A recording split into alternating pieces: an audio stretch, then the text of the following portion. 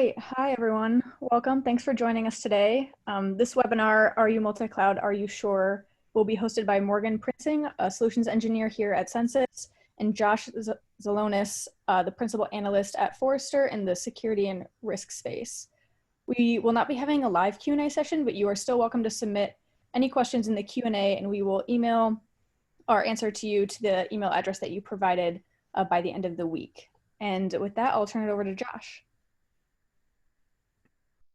Thank you. Welcome, everyone.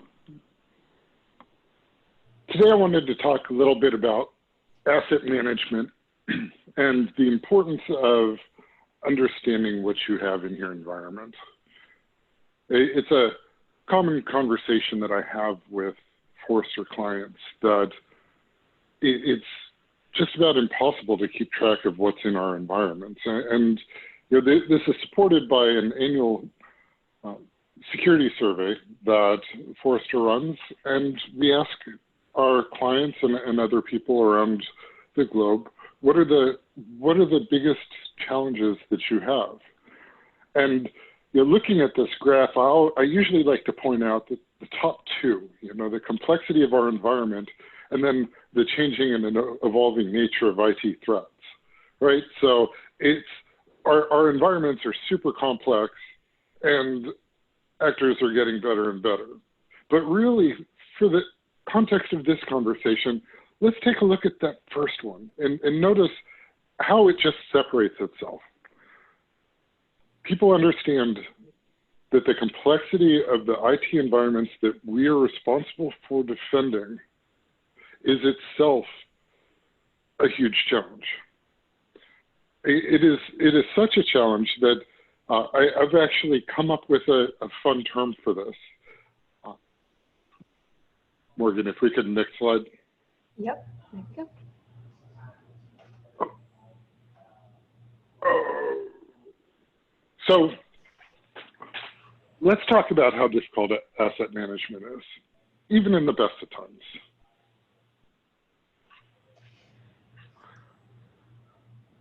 I've been introducing this term. It's tongue-in-cheek, but it usually is good for a laugh, to really drive home how hard this problem is to solve. The Heisenberg uncertainty principle of asset management. Now, my take on this is, of course, that by the time you're done going inventorying your assets and figuring out where everything is and who owns it and what it does, your infrastructure's changed. It is impossible to measure and record where something is and have it still be accurate in terms of how quickly our environments are shifting and changing. And there's a lot of reasons why this is a challenge. And one of them is, you know, as I started to introduce here with scenario one of them is that, you know, even in the best of times, even when everybody is following directions and putting things into ticketing systems to go and do change control tracking and everything's working exactly as it is, even those systems are so complex that things fall through the cracks. Yeah. You know, and so Josh, just kind of riffing off that point, we hear this from our customers a lot, and kind of speaking of environments that are changing and complexity of IT spaces, right? Like cloud usage is one of the most ephemeral and kind of hard to track assets, right? So we've done a little bit of research, and you know, a lot of the companies that we work with really expect that they are using 3 to 5 maybe unique cloud providers. You know, especially when we're talking about large enterprises, it's not uncommon to see, you know, maybe a sprinkling of different services that you've kind of spun up and work with. But, you know, we've also done a little bit of research, and this is kind of setting the stage here, but we enumerated the attack surface, kind of using our attack surface management product at Censys, and did some studies on saying, hey, we're going to look at 70 Fortune 500 companies. And these are across 7 different verticals. And we were really trying to get to the bottom of like, what is this cloud problem? Like, how comfortable are people with their cloud space? And what we found was, on average of those 70 companies, we're seeing 19 unique cloud providers that companies are using, which is like a long way off from that 3 to 5 that most companies really would expect. And, we've got a sample list here. Yeah, go ahead, Josh. Oh, I was going to say, just imagine finding out one day that you have 4 times the number of assets outside your infrastructure that you imagined. That's what this is saying here. People are expecting 3 to 5 and they're getting 19. Yeah. And, it's wild. Like we see this, there's a lot of different ways that you can kind of dissect this and slice it and try to understand what's going on. I think the main point here is just like, wow, as IT professionals, there's a million things being thrown at us all the time, right? And just to keep track of the sprawl of this and manage like 19 different providers, understanding their security controls, understanding, what you do and do not get with some of these different relationships, that's confusing in and of itself, right? But then there's also questions about like, well, some of these are maybe web hosting providers, and you've got content that belongs to your business in spaces where you don't own the whole IP, and that's also confusing. And hard to kind of dissect, and it comes with its own set of challenges, like within shared hosting, do you have to worry about IP reputation? So companies are really being blindsided, I think, by this really long tail relationship with cloud providers. And a lot of that is just growing with that complexity of these environments. Let me get over here,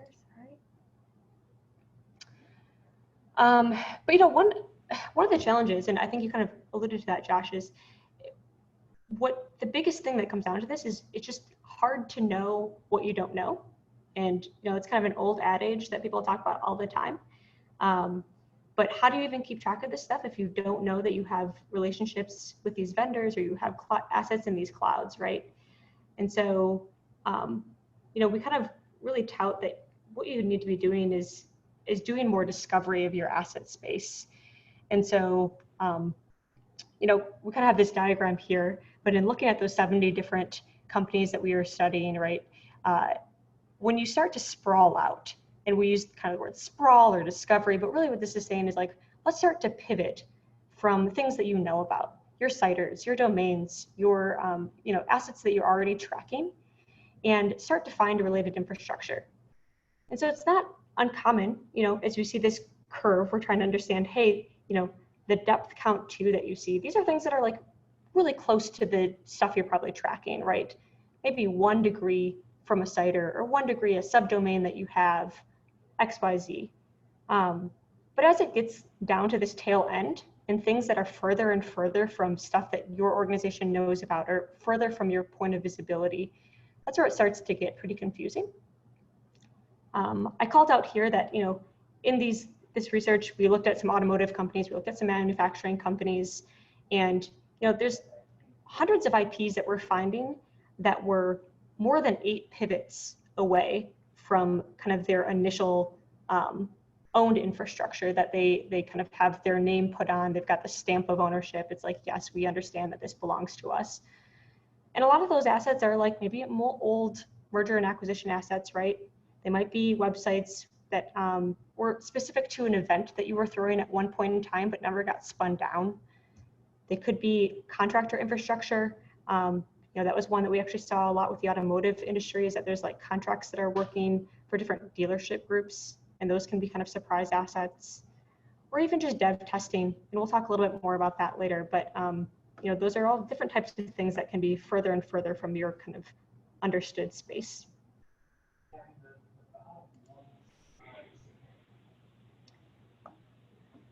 And so, as security professionals, like I said, understanding ownership of the internet is fairly challenging.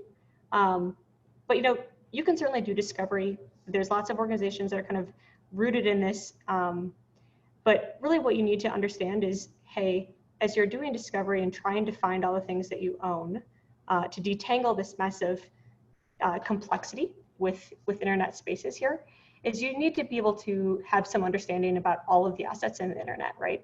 And that's where kind of this internet-wide scan data is pretty crucial to this.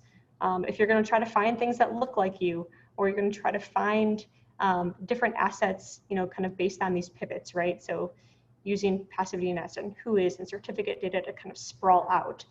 You basically have to have a really good inventory of all of the assets on the internet so that you can start to pick out and say, yes, this is mine, this is mine, this is not. So at Censys, we do have a full internet-wide scan data. We're scanning all of the internet. For the brave and bored who want to try to detangle this themselves, you can certainly start to do this, and that's available. We also have attack surface management platform that's really designed to help companies from having to routinely comb the internet for their assets, right?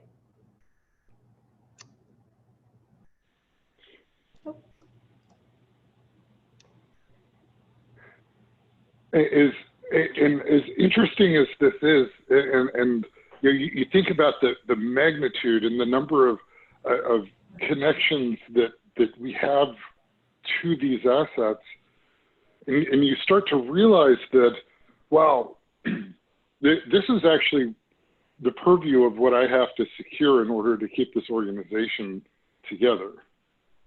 And sometimes it's not just about knowing what's been stood up, but sometimes tearing things down, as you mentioned, it leads to problems.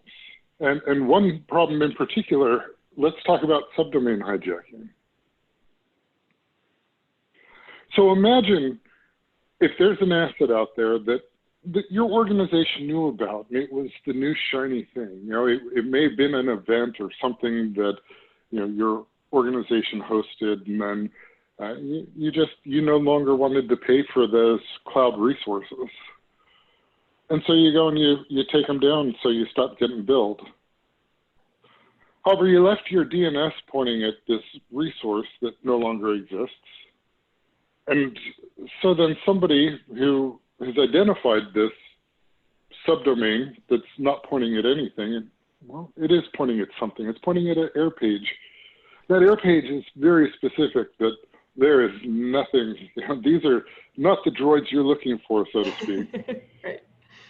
And so what ends up happening is that an adversary is able to go to whatever cloud hosting provider it is and register that domain.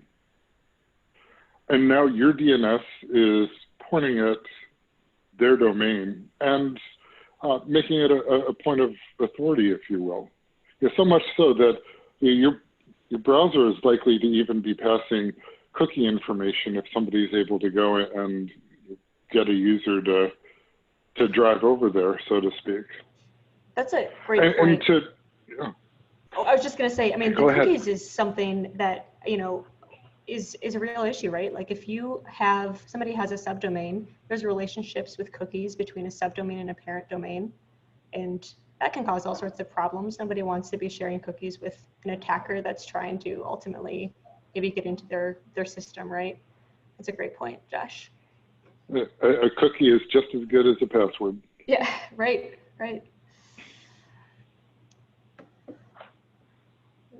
And we see that too. I think the recommendation that we put here is right, exactly as you described. A lot of these assets, especially when we're talking about the cloud, like they are temporal and relationships change. But if you don't really have an understanding of, hey, we see domains that are still kind of pointed into this IP space or pointed into Bluehost or whatever hosting provider maybe at one point you had a relationship with, you don't really know how to check back and who's digging into these DNS records on a daily basis, right? So having that list of cloud providers that are still in some way intertwined with your assets is, I think, first step. And then really it's like going through this and combing through and saying, all right, let's update these DNS records if there's no, if our services are not still being hosted in that space, right? And getting ahead of the attackers before they hijack and cause you real problems. Let's talk about exactly what kind of problems and what this is going to look like if somebody's trying to find subdomains. So from my perspective, I have scripts that I've personally written to go and do work like this, where you will go and gather as much information as you can about what subdomains may exist. Now you can use, passive DNS for this and go through and find a multitude of things, and none of this requires you to even touch the victim's infrastructure. Not until you go through and actually follow that link that's actually pointed to someone else's cloud do you figure out that there's this vulnerability. And these scripts are so easy to run, you can run it every day. In fact, there's been research that's been published in bug bounty forums talking about how you should be running these scripts every day looking for companies that are vulnerable to this. So part of your change windows needs to become looking at how DNS has changed and how assets have changed as a result of that change control window, so that you can make sure that things are shored up before somebody else finds that they aren't. Exactly. Apologies here, just getting the mouse over to the thing. But yeah, segmenting into that. But then, of course, yeah. Go ahead. Then of course we get into the good old shadow IT. I like to refer to this as somebody just being helpful. Yeah, change control processes can be annoying. We just need this system up. I don't understand why it's taking so long. Maybe somebody has a relationship with somebody in the IT organization and they pick up the phone and they're like, hey, we really just need this done. I don't understand why this is taking so long. And so you have different elements coming in from different parts of the organization that are trying to be helpful, because that's what we do. We're people, we're helpful, right? I mean, heck, this is even why phishing exists, right? Because, and social engineering, because people want to be helpful. Well, unfortunately, sometimes assets get stood up and there may not even be records out there to, DNS to go and figure out that you had somebody set up some kind of SaaS service somewhere because it never got set up that way. But that doesn't mean that you don't have company assets there. And that's terrifying. I mean, imagine if your software engineers started using some cloud resource and uploading all the product roadmaps. Heck, maybe they have test data that hasn't quite been sanitized. Yep. How do you even know that exists? Yeah, and Josh, going off of what you just said there, like the helpful piece I think is so critical. It's people are under tight deadlines, and security teams are ultimately oftentimes like left out of these processes because development has to go on, right? User acceptance testing, we see that a lot where some of these assets that are, have sensitive information in them sometimes, they were spun up quickly, and oftentimes because you're trying to test something and, you've got tight deadlines, you have to kind of finish a sprint, a dev puts out this testing environment. And with this too, a lot of times people want to get outside of their own development environments for testing, right? So we see people that are spinning up, going back to those cloud spaces, they might be setting it up in a whole different cloud to try to mirror, some sanitized environment, right? And it's helpful. It's really doing the job that the business wants to be done in terms of being able to test effectively and quickly. But in terms of security lens, those can prove to be problematic assets in the long term if you don't know that they exist. It's wild. You even before the COVID, everybody working from home thing, if you think about the way that change control windows are set up, so UAT testing, that's great. Everybody wants to go and make sure that the code that's getting pushed out for their latest project is going to work. Maybe they want to be able to do that from wherever. Maybe this isn't an IT employee that's doing this user acceptance testing. So you start putting staging out on the war zone and all kinds of things. This problem existed before everybody was working from home. And even then you have to go after you've done your deployment, which is probably after hours, and people have had their dinner and they're like, okay, well, let's go make sure that everything works right. You know, where are you at that point? What do you have? It's, boy, it is a terrifying situation to think about the amount of things that are put on the war zone just to make it easier. Yeah, and I mean, I think you're touching on this anxiety of people working from home. That's a very real point.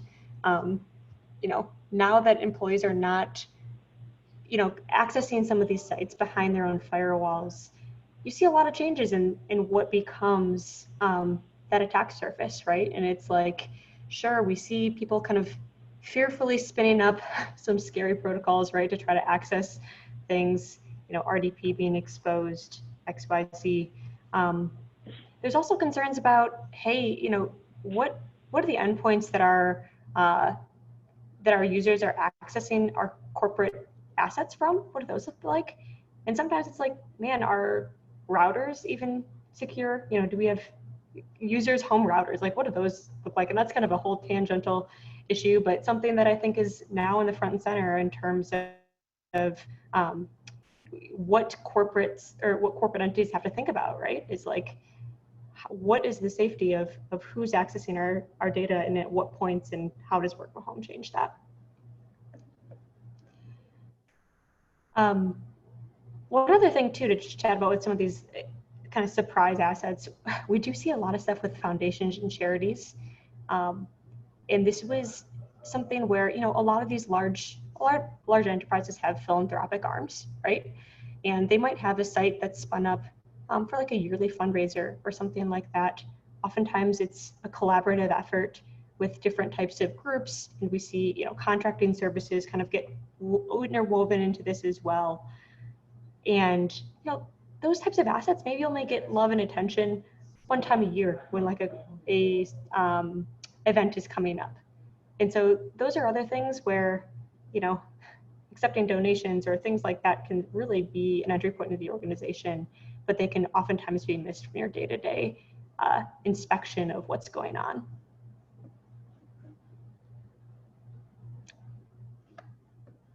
And so, you know, I think the concept of like breadth and depth is kind of how I'm always trying to wrap my head around this. Like, both you have to understand what you own, you know, and that's really like saying, hey, what does my actual attack surface look like? How much of this data can I reliably pull in to try to understand these assets? And you know, when we're talking about changes in asset inventory, that really gets into understanding some of the depth here, right? And so like, there are a bunch of security processes that your team probably does already.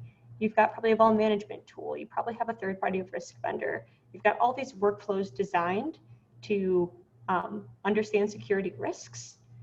And you kind of have to be able to have the understanding of what that full attack surface is to power that engine. And so it's really both of these processes can need to work together at once, right? To kind of keep it running well, I guess.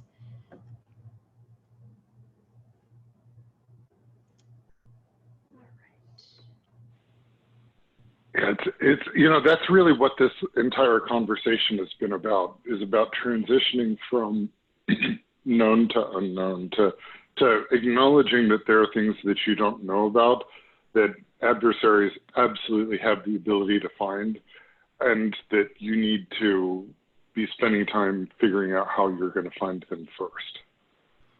Right, and how do you get your tools that are designed to kind of understand those risks, right? To look for legacy versions of the PHP, to look to understand, you know, what kind of TLS am I running on these endpoints? Are there login pages that are exposed without encryption? You know, those are questions that we all want to ask, but not being able to understand the scope at which we need to ask them is challenging, for sure. All right, should we talk about So, oh yeah. So sometimes it's not your infrastructure at all. And this is kind of an edge case here to an extent, because what we've been talking about so far has all been the assets that we own incidentally, and may not know about. But what happens whenever it's not your infrastructure? What happens when somebody is setting up attack infrastructure for something, say, a phishing campaign, or to spoof your brand in some other way? The challenges that arise here are really the same. We were just talking about how to use references in order to find things that you don't know about. Let's say we find an asset online and it has links or references to your company, and then that shows up in a potential asset list, and you say, oh wait, but this isn't ours. That's as much of a problem, because in the wild war zone, there's no differentiating between what is an asset that you don't know about and don't control, and an asset that you don't own, but it wants everybody to think that you do. Right. And so being able to find these references, it's going to potentially help you shut down a campaign before that first phishing email gets sent. Yeah, it's almost like a double bang for your buck, right? You go out and in the kind of first thing you're trying to do, right, is understand, hey, what is it that I own on the internet? You're doing this work, and the secondary tier to this is, okay, well, if I also stumble upon things that look like phishing infrastructure, hey, that's a win too. Exactly what you said. And it gets into brand protection. I think a lot of companies are interested in, hey, what things look like me, right? You want to be able to know that. You want to be able to protect your business from those types of threats too. And again, I think that comes back to, you got to have reliable internet-wide scan data to be able to go fishing for the fishers almost, right? And find those links that point back to your organization. Find those different types of transpositions of your domain name, so that you can get ahead of the attackers in that way. And so this is an example here. We see this a lot with like certificate data, as we see people oftentimes, they're looking for the transpositions of domain names, as we said. They might find certificates that are issued through a company that they don't use. They might find that, subdomains are being used in a really sneaky way to be just creative enough to fool people, right? If you've got apple.com as part of kind of a subdomain, and then you've got actually, this whole other stuff tailing at the end, that's one way that you can pretty easily get into an organization for a phishing attack.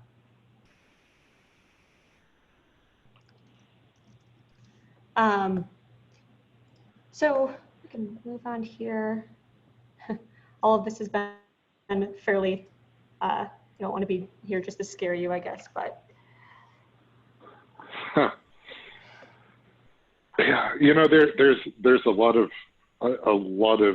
danger out there, and part of as we were putting together this talk, we were wanting to spend a little bit of time highlighting the different nuances or the ways that these assets kind of slipping through your fingers are able to be leveraged by an adversary. But the point here isn't just to scare you, but to show you that there are solutions for this. Right. And so sympathizing, it is a challenging problem, as we kind of had started off this webinar talking about how complex the IT space is. Discovering assets reliably is really key to this. You just want to have that information so that you guys and teams can reliably go through and say, hey, this is what we need to do. These are things that we are responsible for, right? And so we like to say kind of remediation here is really rooted in discovery.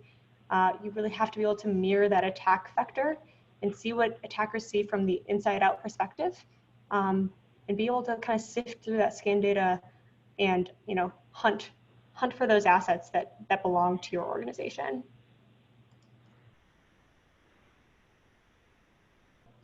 So, you know, one point that I would like to raise is we're, you know, right here is that many organizations use their vulnerability scanners to supplement their asset management, to find out what's there. And if you think about the process of vulnerability scanning, you know, the first thing that usually happens is some type of, you know, ICMP ping or some type of engagement in order to identify assets before you send, you know, 65,000 TCP connections to all the different ports that you may be looking for.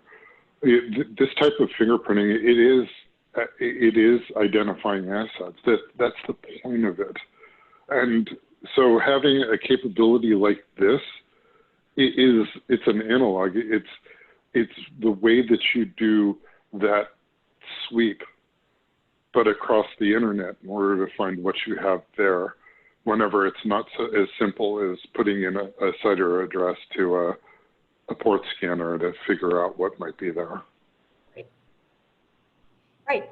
Yeah, that's a great point. And, you know, in a lot of ways, very complementary tool sets, right? You've got a vulnerability management tool, you've got a vulnerability scanner. They're going to go deep. They're going to put pressure on systems. Passive scanning to just give you a huge amount of data to say, this is stuff that I own, or this is potentially things I own, and then push that into a vulnerability scanner. That's a great use case. We see that a lot. So, you know, a little history on Censys too. We started out we're doing this internet-wide scan data, internet-wide scanning. We've got all of this data that companies were really interested in, you know, and like I said, for the kind of brave and bored, they can sift through and find all of the assets that they want from that data set. But most companies, and I don't know about you guys, but most security teams I know of have no shortage of to-dos. They were like, this is cool, but can you just give me what's mine, right? And we can do that. And that's kind of what a lot of we're hoping to kind of help with here is just saying, hey, discovering what people own on the internet is hard. When we're talking about this fingerprinting, it's, you know, some sophisticated stuff to try to ascertain who owns what on the internet. And so being able to, you know, give some indicators about, hey, this looks like a new asset that belongs to you. And teams can pretty easily triage that new asset into their systems. You know, that's kind of really the workflow we imagine helping kind of this space, help the space kind of figure out.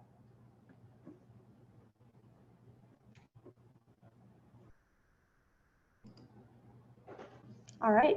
So it was a great chat, Josh. Anything else you wanted to add before kind of we wrap up? No, you know, it's always fun to talk about and think through the different scenarios that we need to understand in order to really prioritize and make the business cases that we need in order to get the tools that are a requirement for us to go and do our jobs. And it's so interesting that as the world has moved more and more to the cloud, that there's this whole other requirement that has evolved in the process. You know, every time there's a new SaaS startup, you're looking at another potential attack vector for your organization, and understanding where those services exist is really part of the unstated job description that each of us has. Yeah, and you know, there's always problems, and like you said, there's always solutions to those problems, but sometimes the solutions become the problems, and it's, oh man, it's a messy space we're in, that's for sure. But yeah, you know, if you guys have questions on this stuff, thanks for everyone for tuning in. We wanted to give you space. You know, you can certainly, if anyone had questions, we're going to follow up over email with those. We're also going to kind of send this packaged webinar to all the attendees. So feel free to share it with colleagues. It will also be available for download on the Censys.io site. And, Josh and I have been enjoying just chatting about this stuff. I love to hear about it. So if you guys have any specific challenges you're having in the space related to this, feel free to contact me directly on LinkedIn or send me an email. I'm just morgan@censys.io. We can find a time to talk.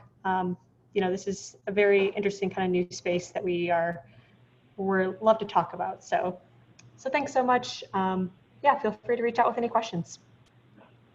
Thank you, everyone.